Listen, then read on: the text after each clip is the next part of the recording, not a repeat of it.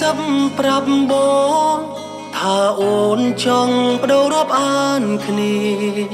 ចំណែកអាយវេលាធ្លាប់ស្នេហ៍អូនសុំចប់ស្នេហាដែលផ្អែមល្ហែមឈឺចាប់គឺបងមិនដែលធ្លាប់ពេលនេះអូនសុំចប់បងមានតែស្របតាមិនមែនជាសូបិនតែជារូបភាពស្ដែងច្បាំងចង់ប្រាប់ថាឈឺណាស់តែបងមិនអាចហា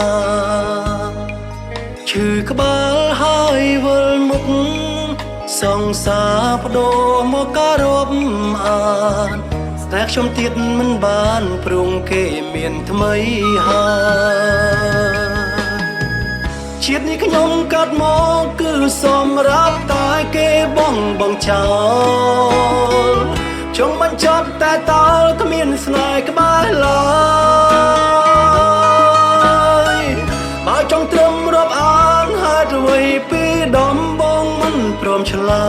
យមិនได้ចាំបាច់ស្រឡាញ់គ្នាហើយប្រែពេលនេះ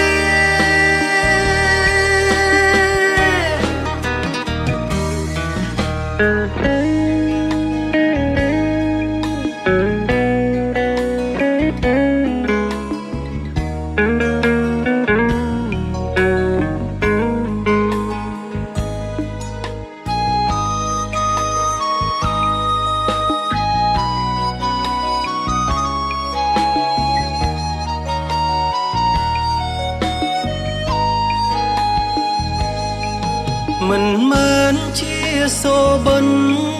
តែជារូបភាពស្ដែងច្បាំងចង់ប្រាប់ថាឈឺណាស់តែបងមិនអាចហាឈឺក្បាលហើយវិលមុខសង្សារបដូរមកការរាប់អានស្រែកខ្ញុំទៀតមិនបានព្រមគេមានថ្មីហើយជាតិនេះខ្ញុំកាត់មកគឺសម្រាប់តែគេបងចោលចង់មិនចប់តែតើគ្មានស្នេហ៍ក្បែរឡើយបើចង់ត្រឹមរាប់អានហេតុអ្វីពីដំបងមិនព្រមឆ្លើយចោះចាំបាច់ស្រឡាញ់គ្នាហើយប្រែពេលនេះជាតិនេះខ្ញុំកាត់មកគឺសម្រាប់តែគេបងចោលចង់បញ្ចប់តែតើគ្មានស្នេហ៍ក្បែរឡើយបើចង់ត្រឹមរាប់អានហេតុអ្វីពីដំបងមិនព្រមឆ្លើយមិនได้ចាំបាច់ស្រឡាញ់គ្នាហើយប្រែពេលនេះ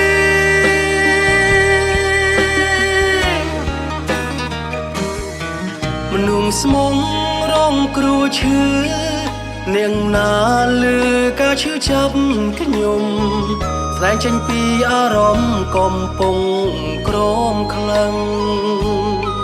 ព្រោះស្នេហ៍ប្រែមនុស្សម្នាក់ធ្លាប់រុងរាយប្រជាភាំងផែនហេតុស្រឡាញ់គេខ្លាំងមិនដឹងស្វាយពេល